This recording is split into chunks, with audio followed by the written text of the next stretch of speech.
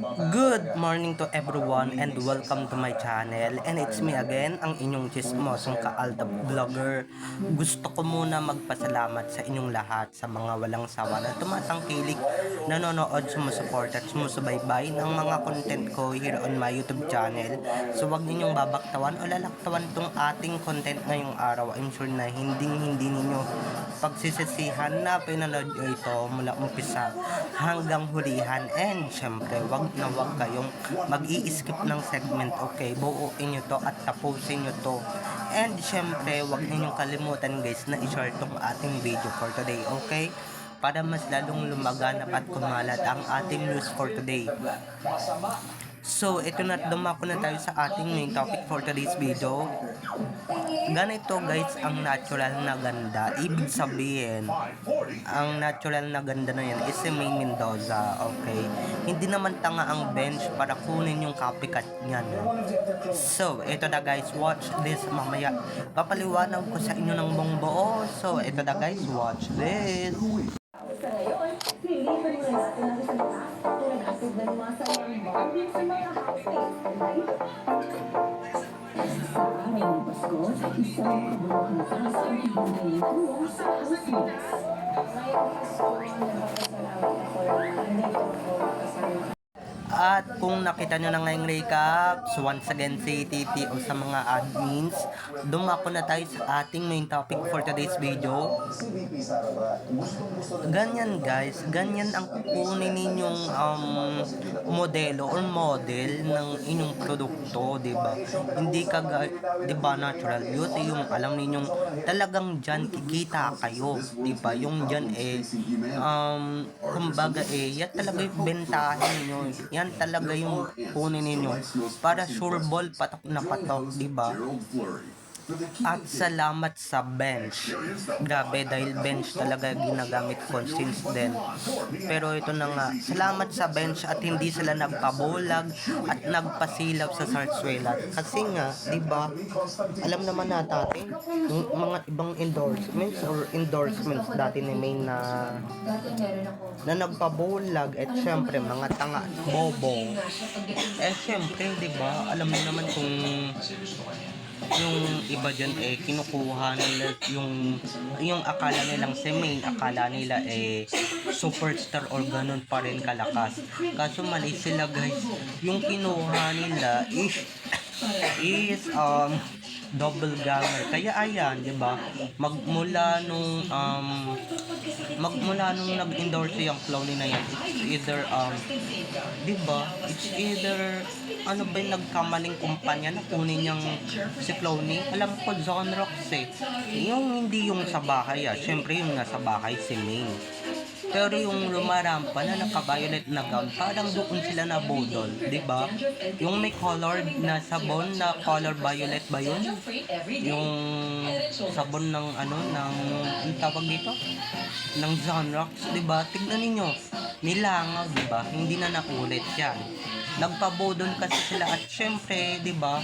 When money talks talaga, syempre, hindi mo alam out of your katalinuhan talaga, or talagang umanig talaga sila sa Sarsuela. Kaya ayan, biglang nagsisi, tapos 'di ba? Biglang may lumabas din na commercial, biglang may lumabas na produkto, at yun talaga yung legit Maine, 'di ba? Kaya kung kukunin niyo yung Maine, wag na wag ninyong kukunin yung Clowny. Kung gusto ninyo bumenta, okay? Or kung gusto ninyo makabenta, gusto ninyong may makabili ng mga produkto ninyo, 'di ba? Wag kayong tanga at wag kayong bobo, 'di ba? Sa pagkuha ng mga endorser, lalong-lalo na siguro pagka mga ganyang usapin. Kasi naman guys, 'di ba? Ewan ko ba dito sa mga nagpapabulag din, syempre mga tanga-tangahan lang talaga, or sadyang tanga lang sila, 'di ba? Na akala nila porket kamukha ni Ming siya na talaga 'yon, 'di ba? Hello.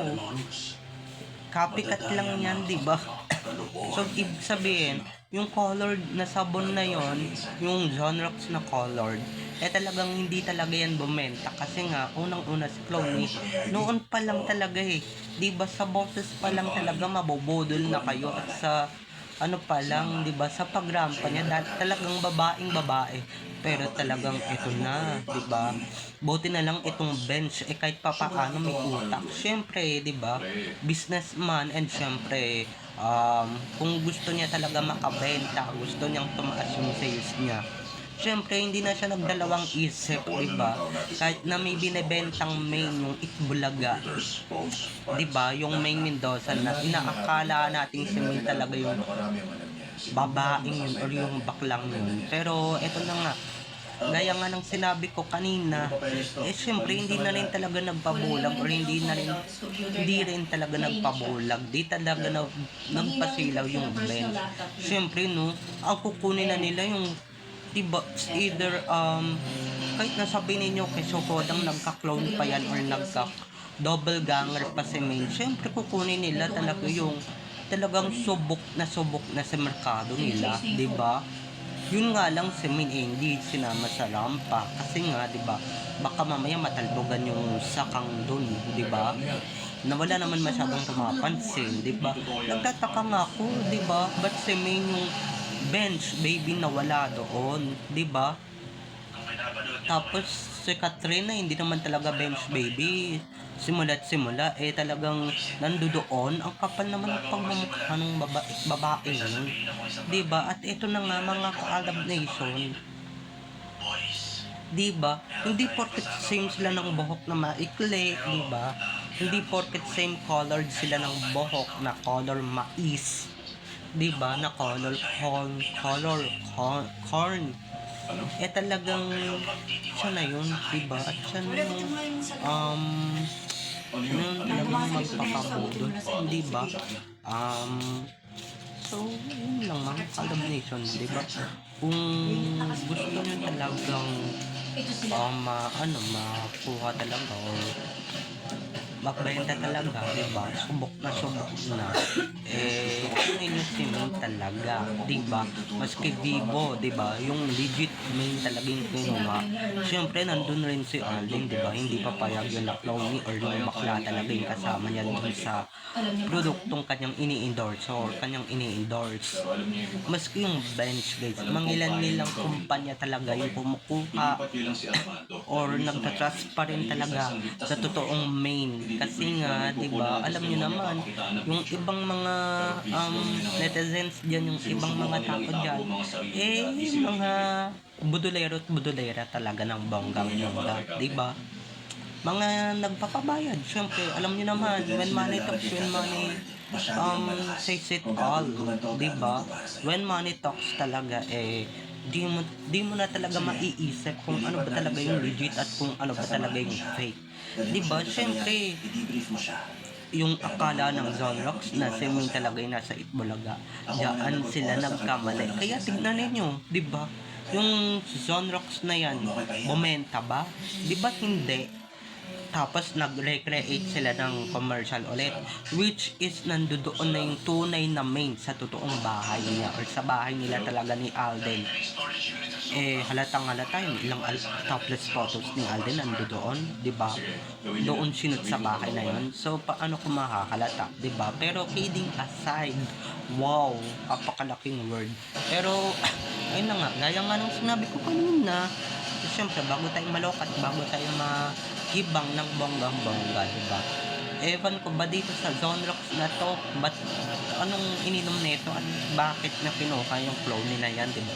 Ba't niya kinuha, ba't niya isinaalang-alang yung kanyang kumpanya yan?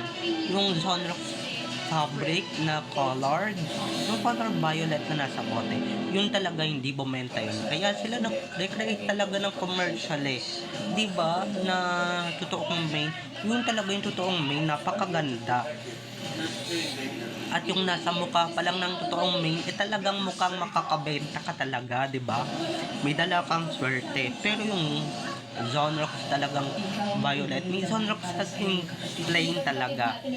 Yun talaga guys, hindi bumenta, 'di ba? Dati nga, pinapakita pa sa TV na akala ko rin talaga si Maine. Pero, yun naman pala, na pag-isip-isip ko talagang, ay, totoo nga pala, hindi nga pala si Maine, di ba? Kasi guys, ang tapang ng mukha at mukha talagang lalaki. Di ba? Mukha talagang lalaki, although, di ba, yung iba dyan, mga nagbobulag-bulagan, syempre, kung alam nyo lang talaga, di sana, hindi na kayo bumili ng Zonrox, di ba? Ako guys, hindi ako naninira Yung clone yung naninira sa mga endorsements ni Maine. Di ba? Kaya ayan, di ba? Nagising yung Zonrox at nagkamali sila. Kaya sila nag-recreate ng video at ng commercial na naglalaman ng totoong Maine. Di ba? Ang tawag dyan, nagsisisi, di ba? Buti maaga sila nagsisi, pero yung bench talaga, bilib ako sa bench kasi nga, since then, hindi talaga sila kumukuha ng kamukha ni Min lang. Di ba? Na, di ba, doon sila sa sigurado silang makakabenta, doon sila sa siguradong ginagamit na nila noon pa, di ba? Wrong move lang talaga yung ginawa ng Zonrox na color. Okay? So, bye-bye na mga ka-ADN. I love you all. Have a nice day. Keep safe. And God bless everyone. I love you all. Enjoy watching. Have a nice day. Keep safe. And God bless everyone. Bye-bye. I love you all. Have a nice day. Keep safe. And God bless. See you on my next videos. Don't forget to subscribe to my YouTube channel. And syempre, huwag ninyong kakalimutan na i-click ang notification bell para pag nag-upload ako, kayo agad ang unang-unang manonotify sa aking mga susunod pang i-upload na mga videos. Okay, so bye-bye na mga ka-ADN. I love you all. Have a nice day. Keep safe and God bless everyone. Bye-bye. I love you all. Enjoy watching.